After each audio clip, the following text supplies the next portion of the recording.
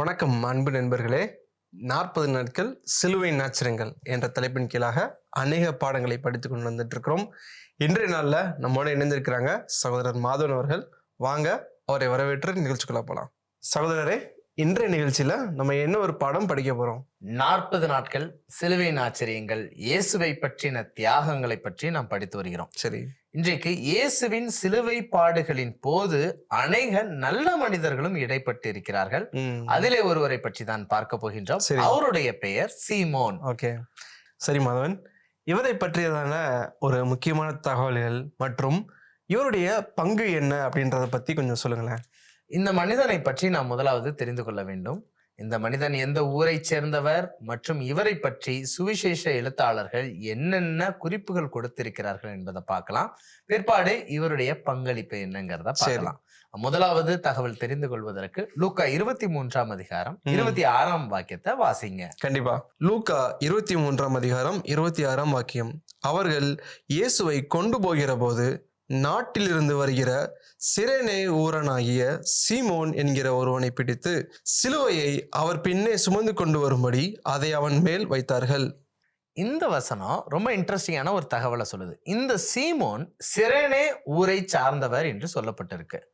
சிரேனே ஊரில் இருக்கக்கூடிய சீமோன் எதற்காக இந்த நிகழ்வு நடக்கும் போது வந்திருக்கிறார் என்ற கேள்வி நமக்குள்ளாக எழுப்புகிறது.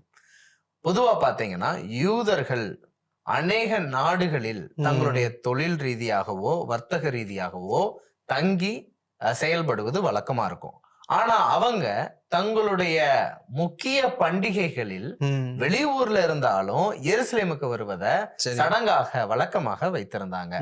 அப்படியா இயேசு மரித்த அன்றைய தினம் பஸ்கா பண்டிகைக்கு ஒட்டின நாளாக இருந்ததுனால சிரேனே என்ற ஊரில் இருந்து பஸ்கா பண்டிகைக்கு எங்க வந்திருக்காரு அப்படின்னா எருசலேமுக்கு வந்திருக்கிறார்.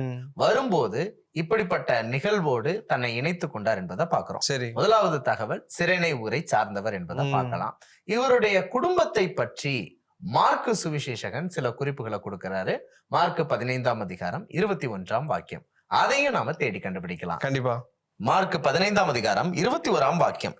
சிரேனே ஊரானும் அலெக்சாந்தருக்கும் ரூப்புவுக்கும் தகப்பனும் ஆகிய சீமோன் எனப்பட்ட ஒருவன் நாட்டிலிருந்து அவ்வழியே வருகையில் அவருடைய சிலுவையை சுமக்கும்படி அவனை பலவந்தம் பண்ணினார்கள். இந்த வசனத்திலிருந்து சிரேனே என்ற ஊரை சார்ந்தவர் மட்டுமல்ல சீமோன், கூடுதல் குறிப்பு இருக்குது. இவருடைய 2 மகன்களுடைய பெயர் இருக்குது, அலெக்சாந்தர் மற்றும் ரூப்பு என்று சொல்லப்பட்டிருக்கு. இங்கிலீஷ்ல ரூஃபஸ் அப்படின்னு சொல்லுவாங்க. இதுல இருந்து என்ன தெரிஞ்சுக்கலாம் அப்படின்னா, இந்த சீமோன் என்ற மனிதன் சீஷர்களுக்கோ இயேசுவை பின்பற்றின கிறிஸ்தவ விசுவாசிகளுக்கோ அறியாத புதிய நபர் கிடையாது, கொஞ்சம் பரிச்சயப்பட்ட நபர்ங்கிறத புரிஞ்சுக்கலாம். எப்படி இதை நான் சொல்றேன் அப்படின்னா, யாரோ இவங்களுக்கு பரிச்சயப்படாத ஒரு நபர் வந்தாங்க அப்படின்னா பெயர் கூட குறிப்பிடாம ஒரு மனிதன் வந்தான் சிலுவை சுமந்தான் மட்டும் சொல்லி இருந்திருக்கலாம். ஆனா அந்த மனிதனுடைய பேர் சீமோன்ங்கிறத சொல்றாங்க. அவர் இந்த ஊர்க்காரன்னு சொல்றாங்க. இவருடைய பிள்ளைங்க இன்னார் இன்னாருங்கிறதையும் சொல்றாங்க. அப்படின்னா கிறிஸ்தவ விசுவாசிகளுக்கும் இயேசுவின் சீஷர்களுக்கும் மிகவும் நெருக்கமானவர்கள்ங்கிறத தெரிஞ்சுக்கலாம். வேத அறிஞர்கள் என்ன சொல்றாங்க அப்படின்னா, இந்த சிலுவை காட்சிக்கு பின்பாக இயேசுவின் உயிர்த்தெழுதலுக்கு பின்பாக இவர்கள் குடும்பமாக இயேசுவை ஏற்றுக்கொண்டு விசுவாசிகளாக ஆயிருக்க வேண்டும். அப்ப சுவிசேஷம் எழுதும் போது, மார்க் சுவிசேஷம் எழுதும் போது இந்த குடும்பத்தின் சூழல்கள் எல்லாம் தெரிய வந்திருக்குங்கிறத ஒரு யூகமாக சொல்றாங்க. அதனால இதுல இருந்து 2 குறிப்புகளை மட்டும் நம்ம எடுத்துக்கலாம். ஒன்று சிரேனே என்ற ஊரில் இருந்து வந்தவர், இரண்டாவது அலெக்சாந்தர் மற்றும் ரூப்புவுக்கு தகப்பன் என்பதை எடுத்துக்கலாம். இவருடைய பங்களிப்பு என்னன்னு ஒரு அழகான கேள்வி கேட்டீங்க. ரொம்ப முக்கியமான ஒரு பங்களிப்பு. இங்கதான் இயேசுவின் தியாகத்தை நம்ம புரிஞ்சுக்கணும். இந்த மனிதனின் ஒரு மிக முக்கியமான செயலையும் நம்ம புரிஞ்சுக்கலாம். ஆண்டவராகிய இயேசு கிறிஸ்துவின் பலவீனத்தை நம்ம புரிஞ்சுக்கணும். ராத்திரியில இருந்து சாப்பிடவே இல்லை. கடைசியா சாப்பிட்டது சூரியன் அஸ்தமிக்கும் போது என்ன பண்றாரு அப்படின்னா, அந்த ரா விருந்துல ரா போஜனத்துல அவர் சாப்பிட்டது அப்படிங்கறத நம்ம பாக்குறோம். அதுக்கடுத்து தண்ணி கூட அவர் குடிக்கல. அப்ப ராத்திரி முழுவதுமாக உணவே உட்கொள்ளாம இருக்கிறாரு. காலை வரைக்கும் இந்த பாடுகள் மத்தியிலும் உணவு உட்கொள்ளல. அது ஒரு பலவீனம் இருக்கும். இரண்டாவது, ராத்திரி ஃபுல்லா தூங்கவே இல்லை. இதுவும் பலவீனம். மூன்றாவது, கெத்செமனே தோட்டத்துல இருந்து வேர்வை அவருக்கு வந்தாலே ரத்த துளியா வருது. அப்ப பிளட் லாஸ் இருந்துகிட்டே இருக்குங்கிறத மூணாவதா பாக்குறோம்.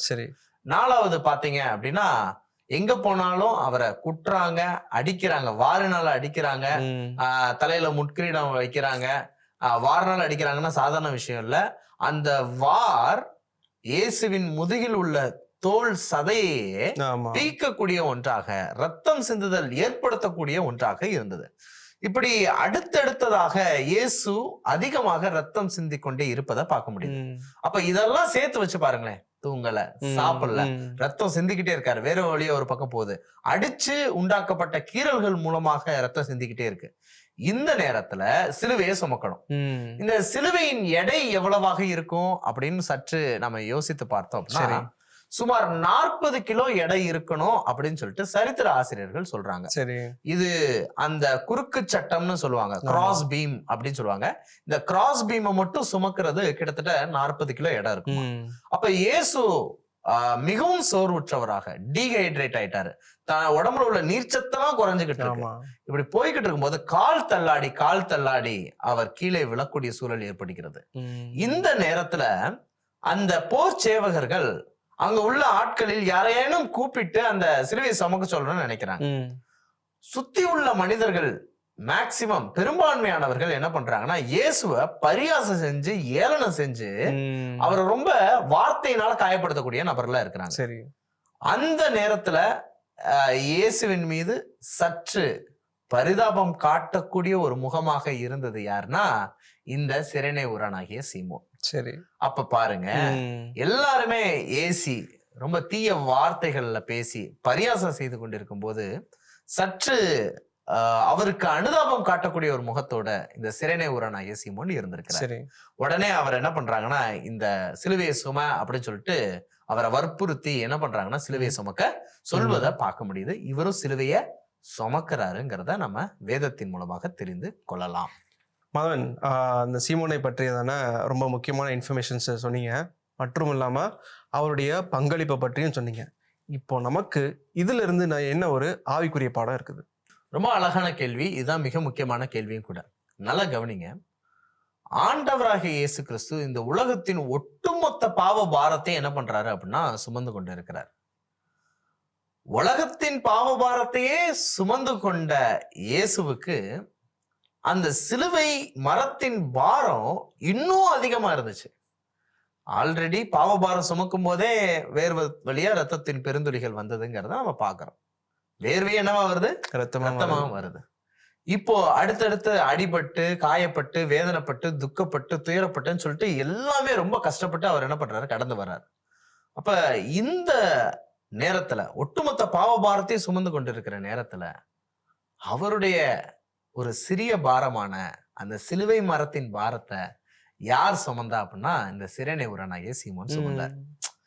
இதுல இருந்து என்ன நம்ம கத்துக்கிறோம் அப்படின்னா, வேதத்துல நான் ஒரு நபரா இருக்கணும் அப்படின்னு ஆசைப்பட்டா சில பேர் நான் தானியேலை போல இருக்கணும்னு சொல்லுவாங்க, சில பேர் யோசேப்பு போல இருக்கணும்னு சொல்லுவாங்க. எனக்கு ரொம்ப பிடித்த நபர் இந்த நபரை போல இயேசு சுமக்க பாரப்படும் போது, இயேசு சுமக்க கஷ்டப்படும் போது அவருடைய பாரத்தை அந்த சீமோன் சுமந்தாரே, அந்த நபரா நான் இருக்கணும் அப்படிங்கிற ஒரு ஆசை எனக்குள்ள வந்துச்சு. இதை எப்படி நடைமுறை வாழ்க்கையில நம்ம பயன்படுத்தலாம் அப்படின்னா, நம்மை சுற்றிலும் உள்ளவர்கள் பல பாரங்களோட இருப்பாங்க. சரி, சரீர பிரச்சனையோடு பாரத்தோடு இருக்கலாம், சில உறவுகளின் பிரச்சனையினால் பாரத்தோடு இருக்கலாம், பொருளாதார பிரச்சனையின் பாரத்தினாலும் இருக்கலாம், இப்படி பல்வேறு பாரத்தோடு இருக்கலாம். அந்த பாரத்துல ஏதாவது பாரம் நாம சற்று சுமப்பதற்கு ஆண்டவர் பலன் கொடுத்திருந்தால், ஒருவேளை பொருளாதார ரீதியில அவங்களோட சற்று மேன்மையானவனா நான் இருந்தேன்னா அவங்களுடைய பொருளாதார பாரத்தை நான் என்ன பண்ணலாம், சுமக்கலாம். சரி, ஒருவேளை அவர்களுடைய கஷ்டங்களின் நேரத்தில் அவர்களுடைய பாரங்களை என் செவி வழியாக கேட்டு ஆறுதல் சொல்லக்கூடிய நபரா கூட நான் என்ன பண்ணலாம், இருக்கலாம். அப்ப சுற்றி உள்ளவங்க பெரிய பாரம் சுமந்துகிட்டு இருக்கும் போது கொஞ்சம் நான் சுமக்கிறேன், உங்களுக்கு ஆறுதல் சொல்லவோ, சரி, பொருளாதார உதவி செய்யவோ, பொருட்களினால் உதவி செய்யவோ, இல்ல ஏதேனும் மருத்துவ அறிவு இருந்தா அந்த மருத்துவத்தினாலோ மருந்துகளினாலும் அவங்களுக்கு ஏதாவது நான் உதவி செய்யவோ செய்யும் போது, நானும் இந்த சிரேனே ஊரானாகிய சீமோனை போன்று பிறரின் பாரத்தை சுமக்கக்கூடியவனாக மாறுகிறேன். இதுதான் நாம் கற்றுக்கொள்ளக்கூடிய ஆவிக்குரிய பாடம்.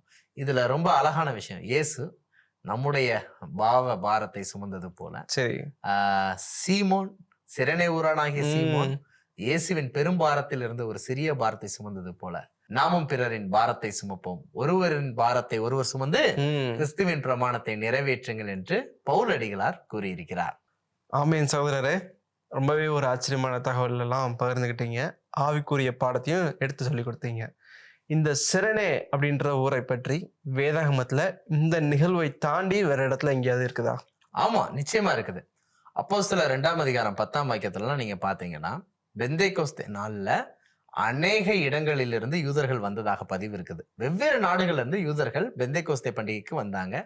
பேதுரு ஆவியினால் நிரம்பி பரிசுத்த ஆவியானவருடைய ஒத்தாசை கொண்டு பல மொழிகள் பேசினார் என்பதை நம்ம பார்க்கிறோம். அப்ப பல நாடுகளில் இருந்து வந்தார்கள் அல்லவா?